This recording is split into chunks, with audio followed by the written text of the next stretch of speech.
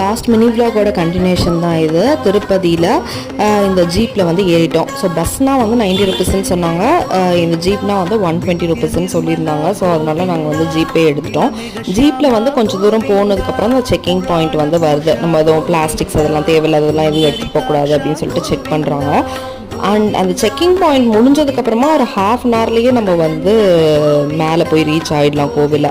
So எங்களுக்கு வந்து எங்கே டிலே ஆச்சுன்னா, அங்கே கோவிலுக்கு போயிட்டு நாங்கள் டிக்கெட் பிரிண்ட் எடுக்காமல் போயிட்டோம். ஸோ அங்கே பிரிண்ட் எடுக்கிறதுக்கு ஸோ அதுக்கெல்லாம் தான் வந்து டிலே ஆகிடுச்சு. மற்றபடி உள்ளே நாங்கள் போனதுக்கப்புறமா எங்களுக்கு வந்து ஒரு 2 hours 15 minutesலேயே நாங்கள் வந்து சாமி பார்த்துட்டோம். அந்த கோவிலுக்கு போகிற வழியில் பார்த்திங்கன்னா இங்கே ஃபுல்லாக ஒரு கடைவீதி மாதிரி அவ்வளோ இது வந்து போட்டு வச்சுருந்தாங்க.